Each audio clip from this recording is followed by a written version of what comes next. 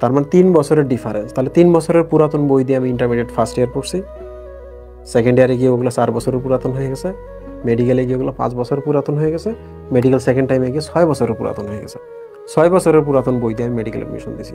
ছোটবেলা থেকে যেহেতু আমার সাথে মানে আত্মীয় স্বজন মিশতো না, তখন আমার কি হইতো, মুখে বলার দক্ষতাটা হারিয়ে গেছে, মানুষের সাথে কেমনে কথা বলে।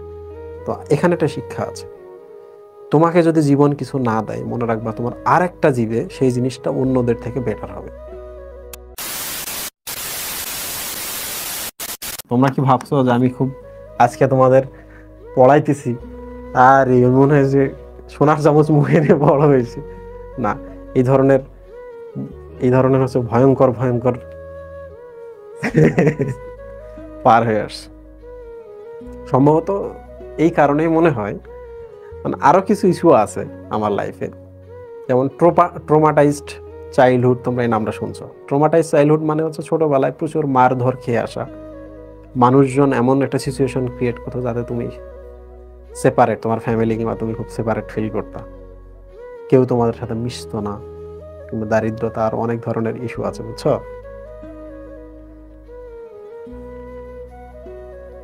তো এই ধরনের ইস্যুগুলো আমি হচ্ছে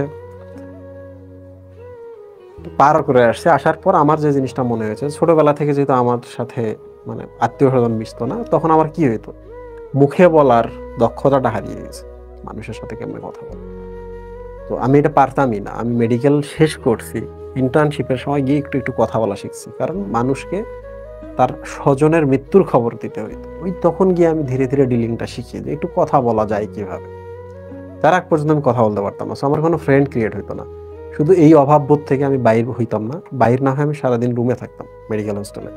তখন আমি লেখালেখি করতাম, যে কারণে ওই সময় কিন্তু আবার অনেকে আমাকে নেগেটিভ কথা বলো, ফেসবুকে লিখে কি হবে। খেয়াল করে দেখো, ফেসবুকে লিখে বই লিখছি, ফেসবুকে লিখে আমি টিফিন লিখছি, লিখতে লিখতে আমি পড়ানো শুরু করছি। সো আমার হোল লাইফ ওই স্কিলটার উপরে, যে স্কিলটা আমার ছোটবেলায় ছিল না, কথা বলার। সো লেখালেখিটা আমার লাইফের যত সম্মান, মানুষের পরিস্থিতি, এভরিথিং কিন্তু ওই সিচুয়েশনটার জন্য আসছে। তো এখানে একটা শিক্ষা আছে, তোমাকে যদি জীবন কিছু না দেয়, মনে রাখবা তোমার আর একটা জীবে সেই জিনিসটা অন্যদের থেকে বেটার হবে। যারা অন্ধ, তাদের কানের শ্রবণ শক্তি ভালো, তাদের মেমোরি খুব ভালো, তাদের নাকের গন্ধ শোকার ক্ষমতা ভালো, সামনে কেউ আসলে গন্ধ শুনে তারা টের পায়, অল্প শব্দ শুনলে তারা টের পায়। এটা তুমি আমি পারবো না, কারণ আমরা ভাবি চোখ আছে, চোখ দিয়ে আমরা সবকিছু দেখবো। তো তোমাদের লাইফে আছে না এরকম যে ভাইয়া আমি তো ম্যাথ পারতেছি না? চিন্তা করো না, ম্যাথ না পারলে তোমার আরেকটা সাবজেক্ট ভালো লাগবে, তোমার নেক্সট লাইফ ওই সাবজেক্ট বেস করে কেন্দ্র করে গড়ে উঠবে। ভাইয়া আমার ড্রেস সেন্স ভালো না, ড্রেস সেন্স যদি ভালো না হয় তুমি আলাদা হবা, একা থাকবা, শরম পাবা। এর জন্য তুমি করবা, তুমি আলাদা যখন থাকবা তখন কিছু ক্রিয়েট করবা, তাই না মুহিম? ঠিক কিনা? আমি তোমাদের একটা কথা বলি, তোমরা এটা বিশ্বাস করবে না। আমরা 4 ভাই 1 বোন। তো 4 ভাই 1 বোন, আরো ইস্যু আছে ফ্যামিলিতে। তো এই ভাই যেটা পড়তো, এই ভাই আমার থেকে 5 বছরের সিনিয়র, এই ভাই আমার থেকে 2 বছরের সিনিয়র। সুমন ভাই 2004 সালে পাশ করছে। আচ্ছা, 1 সালে হুমায়ুন ভাই পাশ করছে, সুমন ভাই 4 সালে, আমি 7 সালে এসএসসি পাশ করছি। তাহলে 1 এবং 7, 6 বছর, বুঝছো? এই ভাই যা কাপড় পরতো, কিছুদিন পর ইনি পরতো, ওই কাপড়টা আমি পরতাম। তো আমি যেহেতু শুকনা টুকনা ছিলাম, যে কারণে আমার বেল্ট জায়গায় দড়ি বা কিছু বেঁধে রাখা লাগতো, দেখা যেত না, শার্টের নিচে থাকতো। ইন্টারমিডিয়েটে গিয়ে আমি সবচেয়ে কষ্টটা ফেস করছি, সেটা হলো আমার এই ভাই যা বই পড়তো, উনি এক পড়ালেখা ইন্টারমিডিয়েটে গিয়ে ছেড়ে দিয়ে আবার কারিগরিতে চলে গেছে, কুলাইতে পারতেছিল না, মানে পড়ালেখা না করে কুলাইতে পারতেছিল। তখন ওই বইগুলো আমার কাছে আসে।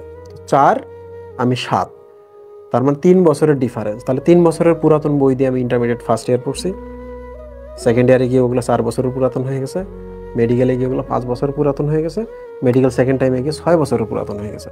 6 বছরের পুরাতন বই দিয়ে আমি মেডিকেল এডমিশন দিয়েছি।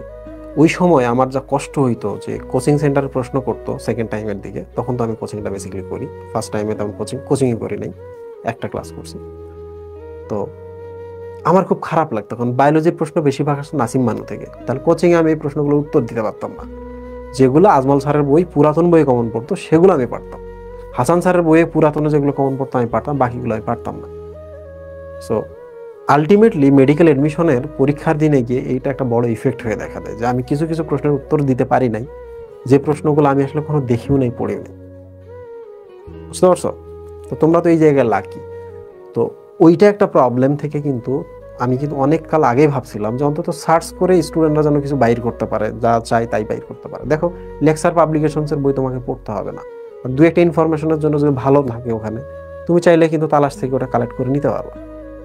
সো তালাশটা এইরকম যে যেগুলো তোমাদের কাছে ছিল না, তালাশে স্টিল আমার প্ল্যান হচ্ছে,